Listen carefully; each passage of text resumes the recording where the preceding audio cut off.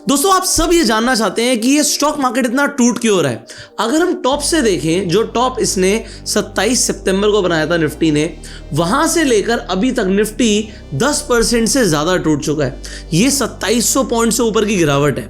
अब आगे क्या होने वाला है? क्या निफ्टी और गिरने वाला है? और ये निफ्टी गिर क्यों रहा है? ये दोनों ही चीजें हम इस वीडियो में डिस्कस करने वाले हैं। सबसे पहले तो मैं आपको कुछ दिखाना चाहता हूं। सो अगर आप मेरी स्क्रीन पर देखेंगे तो आपको एक छोटा सा पैटर्न दिखेगा। This is a shoulder, this is a head and this is again a shoulder. अगर मैं यहाँ पर एक बेस लाइन भी मानूं तो आप यहाँ पर एक बेस लाइन लेकर चल सकते हैं, that is this is the base line.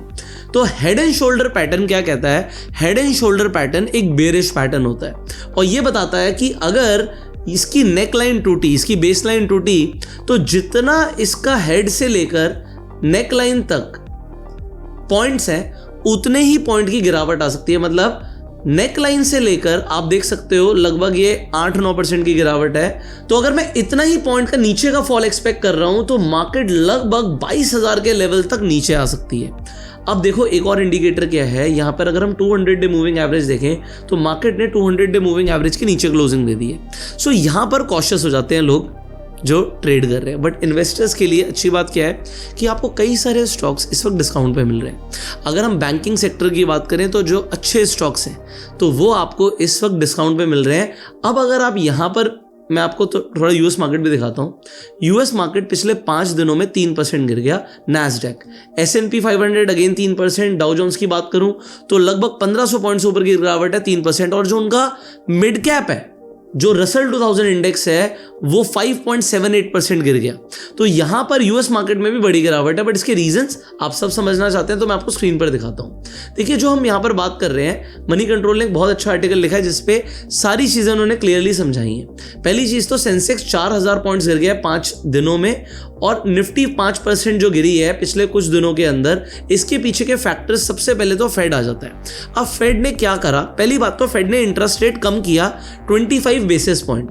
अब देखो जब भी रेट कट होता है तो मार्केट को ऊपर जाना चाहिए और लोग भी यही एक्सपेक्ट कर रहे थे। बट यहां पर पॉवेल ने अपनी पावर दिखाई। पावर क्या दिखाई? देखो ट्रम्प से ना उसकी कुछ खास नहीं बनती। ट्रम्प ने भी उल्टा सीधा बोल दिया था पॉवेल को, और पॉवेल इस वक्त फेड के चेयरमैन है। तो उन्होंने क्या बोला कि अगले साल, यहाँ पे हॉकिश व्यू दिखाया है, हॉकिश इज नेगेटिव व्यू, कि यहाँ पर अगले साल में आपको 4 की जगह सिर्फ 2 बार ही रेट कट देखने को मिलेगा।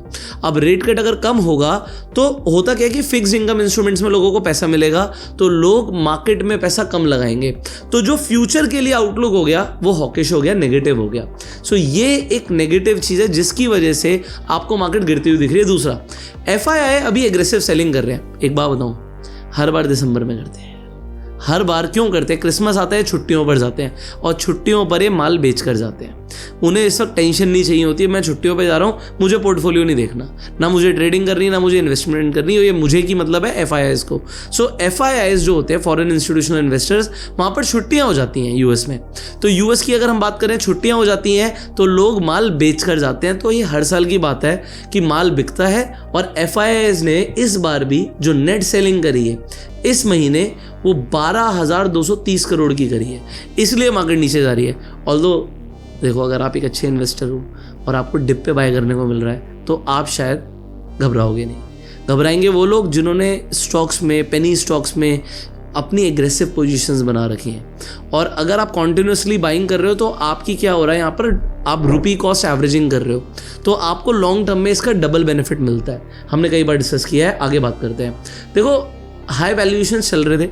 जो पी है निफ्टी का 20 से ऊपर जा रहा था। जो 10 साल का हिस्टोरिकल पी है वो 18.97 है। तो अगर हम पी की बात करते हैं, ये मल्टीपल होता है कि भाई जो कंपनी की अर्निंग है उससे प्राइस कितना गुना ज़्यादा चल रहा है। तो निफ्टी 50 के अंदर जो NSE की टॉप 50 कंपनियां हैं, उनका जो अर्निंग है उसके अकॉर्डिंग जो उनका प्राइस चल रहा है, स्टॉक्स का प्राइस, वो 20x से ऊपर का चल रहा है। तो जो एवरेज है उससे ऊपर चल रहा था। तो यहाँ पर क्या हुआ है, थोड़ा हाई वैल्यूएशन की वजह से आप कह सकते हो कि FIIs भी बेच रहे हैं और कॉन्टिन्यूस सेलिंग आ रही है तो PE भी करेक्ट हो रहा है, आपको PE सस्ता मिल रहा है। और जो अर्निंग्स हैं वो इतनी अच्छी आ नहीं, इसलिए इन्वेस्टर्स थोड़े नर्वस हो रहे हैं। अब जैसे मैंने बोला था कि 200 डे मूविंग एवरेज को तोड़ दिया है, ये एक नेगेटिव है। बट यहाँ पर जो VK विजय कुमार जी हैं, जो एक्सपर्ट हैं, वो ये बोल रहे हैं कि भाई जो माइल्ड रिकवरी है वो आ सकती है रिजर्व बैंक ऑफ इंडिया जो फेब में मॉनेटरी पॉलिसी ला रहा है उससे पहले। देखो अगर आरबीआई ने रेट कट करे अगेन मार्केट ऊपर जा सकती है, बट उससे पहले ये बोल रहे हैं कि भाई कॉशियस रहना चाहिए मार्केट के अंदर। अगेन जैसे मैंने बोला बैंकिंग सेक्टर्स के अंदर इन्होंने बोला है आईसीआईसी बैंक, एचडीएफसी बैंक आपको अट्रैक्टिव ऑफर्स में मिल रहा है। और जो उल्टा होता था कि जब मार्केट गिरती थी एफएमसीजी सेक्टर ऊपर जाता था, यहां पर भी एफएमसीजी सेक्टर इस वक्त हाई वैल्यूएशन टेरिटरी में खड़ा हुआ है क्योंकि लोग कंजम्पशन कम कर रहे हैं। तो अब शॉर्ट के अंदर आपको मेजर पॉइंट समझ आ गए हैं कि किस वजह से मार्केट नीचे जा रहा है। सबसे बड़े दो रीजन है कि एक तो फेड का जो ये बोलना था कि भाई अगले साल सिर्फ 2 बार इंटरेस्ट रेट कटेंगे, और दूसरी चीज एफआईआई रेगुलर सेल कर रहे हैं। निफ्टी कहां तक जा सकती है मैंने आपको बता दिया कि अगर आप हेड एंड शोल्डर पैटर्न के अकॉर्डिंग चल रहे हैं तो निफ्टी हो सकता है आपको 22,000 तक जाती हुई दिखे।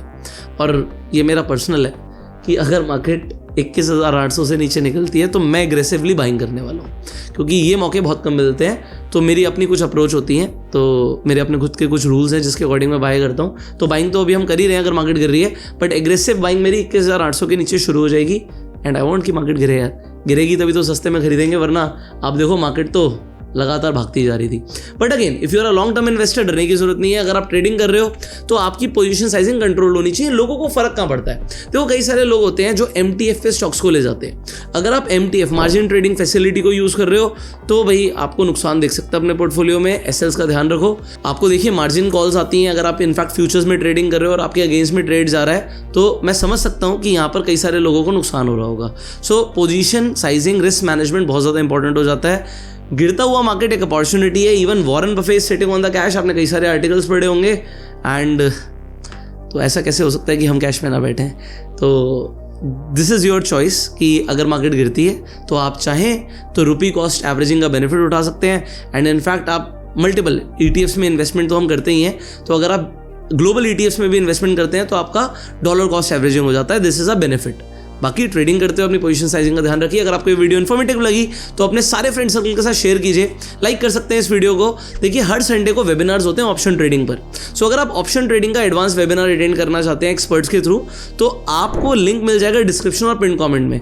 स्क्रीन पर एक प्रोमो कोड आ रहा है क्योंकि ये जो वेबिनार है पेड होते हैं। अगर आप प्रोमो कोड यूज़ करोगे तो आपको कंप्लीटली फ्री ऑफ कॉस्ट मिलेगा। सो आप वेबिनार जाके अटेंड कर सकते हैं। और अगर आपको एक एल्गो ट्रेडिंग सॉफ्टवेयर फ्री में चाहिए तो स्क्रीन पर जो नंबर आ रहा है इस नंबर पर आपको व्हाट्सएप पर हाई भेजना है। सो सेव कर लीजिए, व्हाट्सएप पे हाई भेज दीजिए and we will send you the step जिससे आपको एल्गो ट्रेडिंग सॉफ्टवेयर फ्री में मिल सकता है। We will see you in the next video. Till that time you like this video, subscribe this channel, click on the bell icon. You go self made and जय हिंद।